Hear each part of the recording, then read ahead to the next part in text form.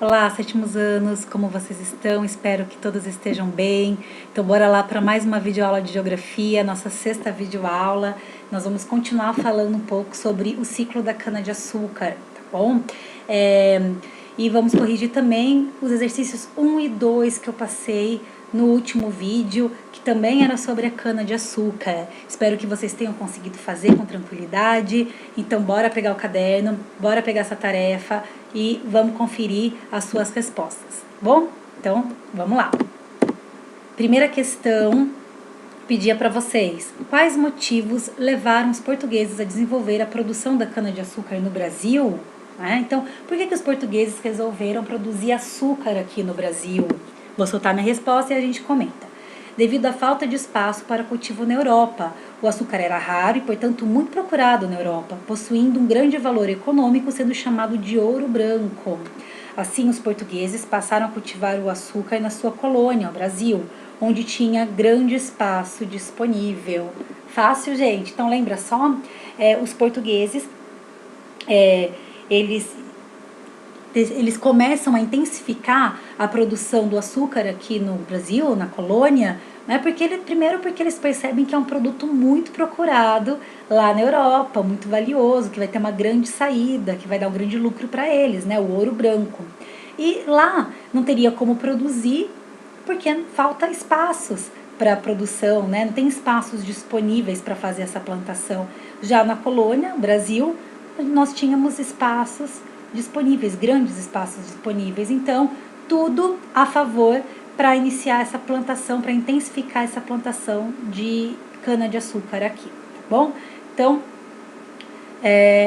essa deveria ser a sua resposta. Se você, por acaso, acrescentou, além disso tudo, você acrescentou que também eles começam a produzir cana-de-açúcar aqui no Brasil, porque a gente estava no momento de declínio do pau-brasil, né? Tá ótimo, se você completou, pode deixar, ficou ótimo, tá? A gente sabe que a gente começa a ir atrás de um novo produto que seja lucrativo, né? Um novo recurso que seja lucrativo, porque o anterior começa a declinar, né? Essa economia anterior começa a declinar, e foi o que aconteceu, tá bom?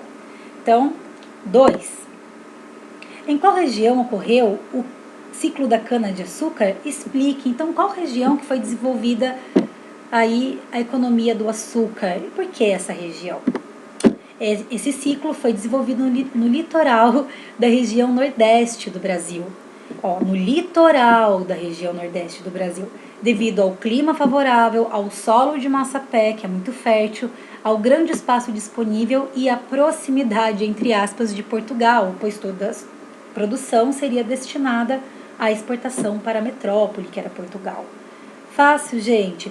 Então, o lugar que foi desenvolvido foi o litoral do Nordeste, não o Nordeste todo, só o litoral do Nordeste, devido ao clima, devido ao solo fértil, né? E devido aí à proximidade de Portugal. Lembrando daquele mapa que, geograficamente, né, essa distância entre Portugal e o Brasil, o ponto mais próximo aqui é o litoral do Nordeste. Então, isso facilitaria a exportação do açúcar para Portugal. Tranquilo? Repara aqui, né? Solo de Massapé. Solo de Massapé é um solo muito fértil, como eu já expliquei para vocês, mas pode ser que vocês encontrem também esse solo com um outro nome, né? O nome de Massapê. Nós utilizamos tanto Massapé como Massapê, né? Para se referir a esse tipo de solo. As duas formas são aceitas, né? Então, se você encontrar Massapé, mesma coisa, tá bom, gente? Tranquilo? Corrigido? Dúvidas? Se você teve dúvidas, deixa lá no site do colégio para que eu possa esclarecer, legal? Então, bora lá dar continuidade para esse ciclo da cana-de-açúcar. Mantém seu caderno aí e anota o que eu for falar de novidade para vocês, porque no final vai ter tarefa também sobre o conteúdo desse vídeo. Legal? Então, bora lá.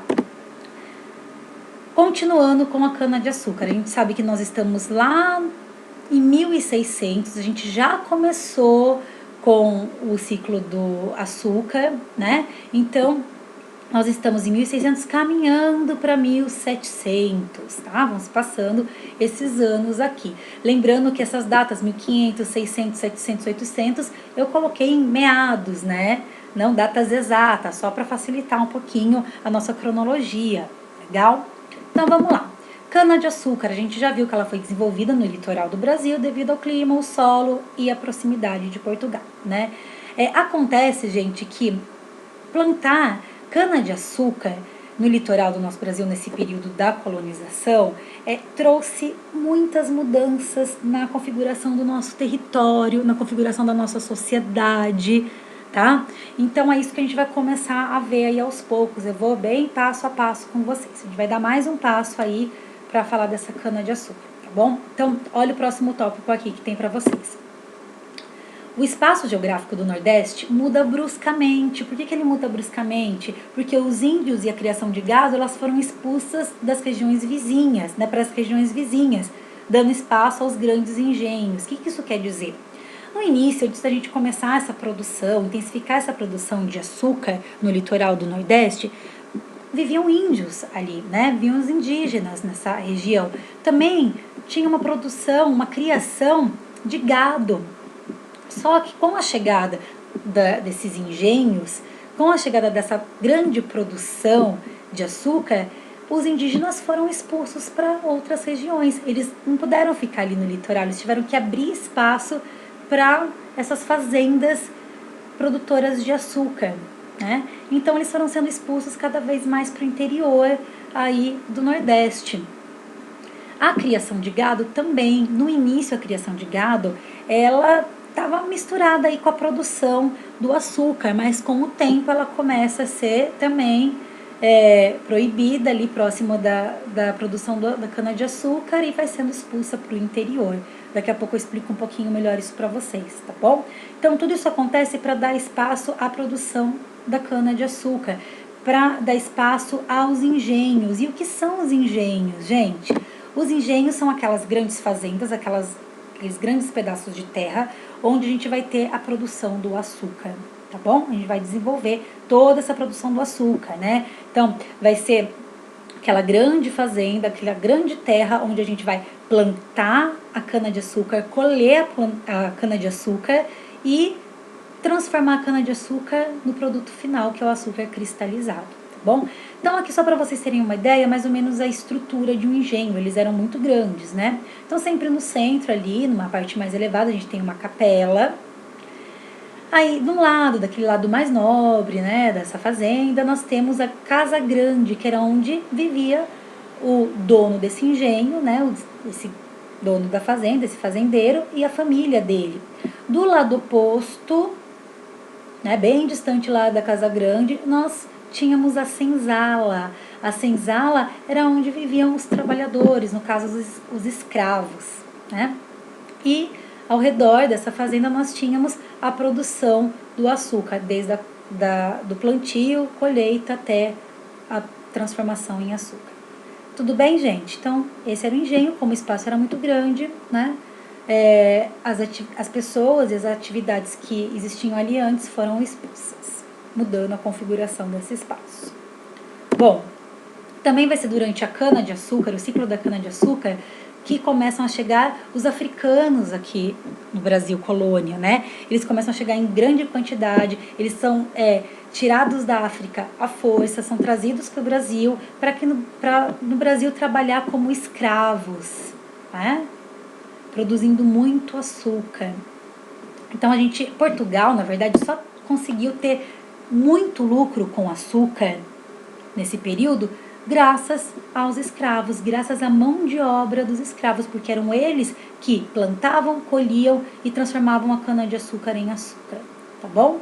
Então, nós temos aí nesse período a sociedade do açúcar, essa pirâmide, né, da sociedade, onde está no topo o senhor do engenho, aquele que tem poder, é mais rico, né? No meio dessa pirâmide nós temos os homens livres, quem tem outros tipos de trabalho aí, e na base, sustentando toda essa sociedade, nós temos os escravos, né? Produzindo muito açúcar aí para os senhores de engenho. Tudo bem? né? E a gente só conseguiu também ter toda essa grande produção de açúcar porque isso foi muito bem estruturado, né? Foi muito bem planejado, sendo instalado aqui no Brasil uma prática, né, agrícola, um sistema agrícola chamado plantation, né? Só que o plantation vai ser cenas dos nossos próximos capítulos, tá bom, gente? Então, na nossa próxima videoaula eu vou falar um pouco mais sobre os plantations, né? E depois, nas próximas, eu vou falar sobre os escravos, né, e a formação da nossa população brasileira. E agora eu vou falar um pouquinho mais, me aprofundar um pouquinho mais sobre nessa questão aí da expulsão dos indígenas e da criação de gado para dar espaço aos engenhos, legal? Então se liga aí no nosso próximo slide. Leia essa frase sobre a expulsão da criação do gado para o interior do Nordeste. Antes de eu soltar a frase, eu quero contextualizar um pouco vocês, né? Quando a gente inicia essa intensificação da produção do açúcar aqui no território brasileiro, no litoral do Nordeste, nós também tínhamos a criação do gado, né? E era meio misturado no início. O engenho ele era meio misturado, ele era composto pela produção do açúcar e também pela criação de gado. Ele era formado por essa área de produção do açúcar e por aquela área dos currais. O que são os currais, né? Os currais é onde ficam os gados mesmo, onde eles são criados, né? Então, no início tudo bem, até o gado ele ajudava na produção do açúcar, tá bom? Como que ele ajudava, por exemplo, né? Nesse período a gente precisava pegar a cana-de-açúcar, moer essa cana-de-açúcar para transformá-la em caldo, né? Uma primeira etapa dessa produção do açúcar. Então a gente usava a força animal, né? A tração animal. Então era um grande moedor, né? Chamado moenda aqui, que tinha essas madeiras, que elas ficavam girando e triturando essa cana de açúcar e o caldo ia saindo aqui nesse recipiente, né? Só que como que ia movendo essa estrutura? O gado ele ia andando em círculos aqui com a força do gado, né? Ele ia conseguindo girar toda essa estrutura. Então no início ele ajudava nessa produção do açúcar, né? Mas com o tempo o gado começou a ser um problema, gente, porque o gado ele comia parte da plantação da cana, o gado ele pisoteava o solo de massapé, né? Então o gado ele é muito pesado, conforme ele vai pisoteando o solo, ele vai compactando esse solo vai ficando duro. Um solo duro é difícil de você conseguir plantar, então ele vai ficando um solo infértil. O gado, a criação de gado junto com a produção do açúcar começou a ser um problema para esses grandes engenhos, né? Para os donos do engenho. Então, com o tempo, a coroa portuguesa ela determina que estava proibido criar gado junto com a produção do açúcar, junto com a plantação da cana-de-açúcar, tá bom? Então, o gado poderia ser criado, mas a uma certa distância dessa plantação de cana, tá bom? Então, com o tempo, ele vai sendo, nessa criação de gado, vai sendo jogada mais para o interior da região Nordeste. Então vamos ver aí a frase que eu falei para vocês. Vou ler junto com vocês. Os currais foram expulsos da zona da mata, a área da grande lavoura açucareira. Embora permanecessem na proximidade dos canaviais é a produção, né, de cana, é a plantação de cana. Então, embora permanecessem na proximidade dos canaviais, lá no Agreste, olha lá, num segundo momento ganharam o sertão, onde o tipo de solo e o clima não favoreciam o cultivo da cana-de-açúcar. Olha só, nessa frase temos dois termos que a gente não falou, que a gente não escutou falar. Zona da mata e agreste. Sertão a gente já falou bastante, né? Então, é importante esse momento para eu esclarecer para vocês, zona da mata, agreste, sertão, porque vocês com certeza, quando forem estudar assuntos sobre a região Nordeste, vocês vão se deparar com esses termos, zona da mata, agreste, sertão, né? Também tem um chamado meio norte. Essas denominações, elas se referem a regiões do Nordeste, tá bom? Então, o Nordeste ele vai ser subdividido em regiões, e os critérios para subdividir essas regiões, nessas partes do Nordeste, vão ser os critérios físicos, clima, relevo, vegetação, né? A gente já viu que o Nordeste ele tem um contraste de clima, né, de vegetação. Então a gente sabe que lá no litoral nós temos um clima úmido, aí no interior já é um clima mais seco, né? Então é um grande contraste que a gente tem aí nos aspectos, nas características físicas, né? Bom, e a gente sabe que esses aspectos físicos eles interferem diretamente na formação da sociedade que vive ali, na economia que vai ser desenvolvida naquele lugar. Então, por isso, a necessidade de dividir essas regiões, né? De criar essas sub-regiões do Nordeste. Então, vou soltar esse mapa para explicar para vocês. Tá vendo esse mapa do Nordeste? Reconhece o Nordeste? Reconhece, né?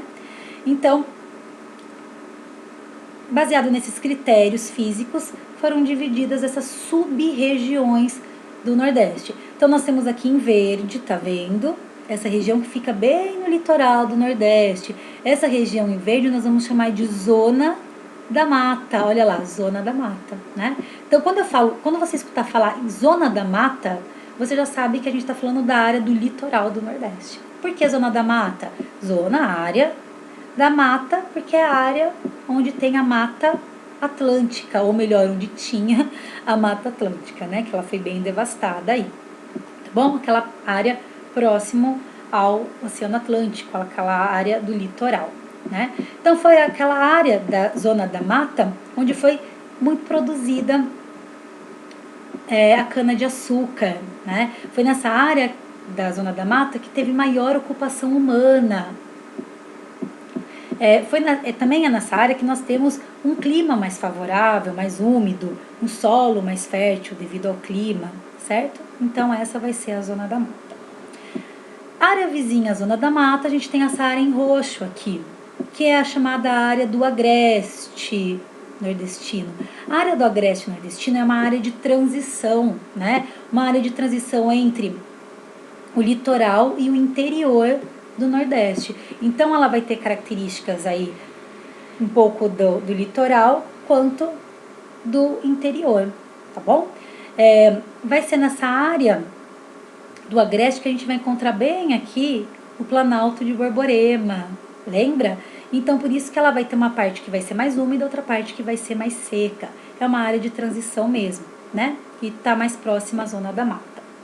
Bom, aí aqui em amarelo nós temos o tão conhecido, já falado por nós, sertão nordestino, né, que é a maior parte do Nordeste. Então o sertão nordestino, ele, né, devido ali ao Planalto de Borborema, ela acaba sendo uma região com pouca umidade, uma região onde foi formado o clima semiárido, onde a gente tem a caatinga, né, onde também a produção de alimentos é um pouco mais difícil por conta mesmo dessa falta de umidade, né? Tranquilo? E por fim, a gente tem essa sub-região em laranja, que é uma parte do Piauí, uma parte do Maranhão, que é chamado de meio norte. Por que meio norte? Porque está bem no meio entre o Nordeste e o Norte. Legal? Então, também vai ser uma área de transição, né? Porque ela está bem entre esse clima semiárido do sertão e entre esse clima equatorial que nós temos lá no norte do nosso país, tá bom?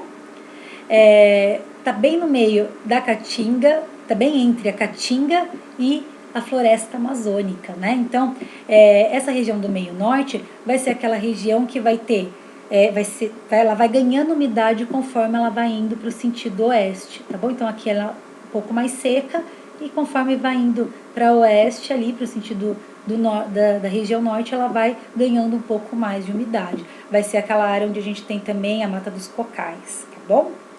Tranquilo, gente? Fácil? Então, olha só, os currais, né? A criação de gado foi expulsa da zona da mata para o agreste, né? E com o tempo também foi sendo expulsa para o sertão, porque era uma área que é muito difícil ter plantação de cana-de-açúcar, então era melhor criar o gado aqui. Claro que isso gerou alguns problemas, né? Aumentou os problemas da região Nordeste, aqui da região do sertão do Nordeste. Tá bom, gente? Tranquilo, deu para entender? Difícil? Acho que não, né? Questão dos indígenas. Então, quando a gente fala da criação de gado, a gente sabe que ela foi sendo expulsa aos poucos, né? Ela fica um tempo no litoral, ela vai para o agreste e vai sendo expulsa, né? Até lá, 1700, ela vai sendo expulsa. Legal? Agora, a ocupação dos indígenas aqui no litoral, a expulsão deles já aconteceu logo no início. Então, eles viviam aqui no litoral, ou próximo ao litoral. Quando se intensifica essa produção do açúcar, né, essa instalação dos engenhos, eles são obrigados a irem para outras regiões, para o interior do Nordeste, e vão chegar lá na região mais norte do nosso país, onde a gente tem a floresta amazônica, tá bom? Eles vão sendo bem expulsos aí. Depois a gente vai falar um pouco mais sobre isso quando a gente falar sobre as questões indígenas, tá bom? Um pouco mais pra frente. Fácil, tranquilo, anotado. Então, anota aí a tarefa para nossa próxima aula. Próxima aula eu quero que você leia as páginas 150 e 153 do nosso livro didático. Depois de você ler essas páginas e depois de consultar as anotações que você fez, né, durante a minha explicação nesse vídeo, você vai responder essa pergunta aqui. Quais são as sub-regiões nordestinas? Descreva as principais características de cada uma delas. Tá bom, gente? Então, resolva essa questão no seu caderno. Qualquer dúvida, na próxima aula nós vamos debater essa questão, e qualquer dúvida das questões que a gente corrigiu nessa aula, deixa lá no site do colégio para que eu possa te ajudar. Combinado? Fechou, gente? Então, um grande beijo para vocês. Saudade sempre. Até nossa próxima aula. Se cuidem e façam essa tarefa aí com carinho, tá bom, gente? Até a nossa próxima aula. Fui!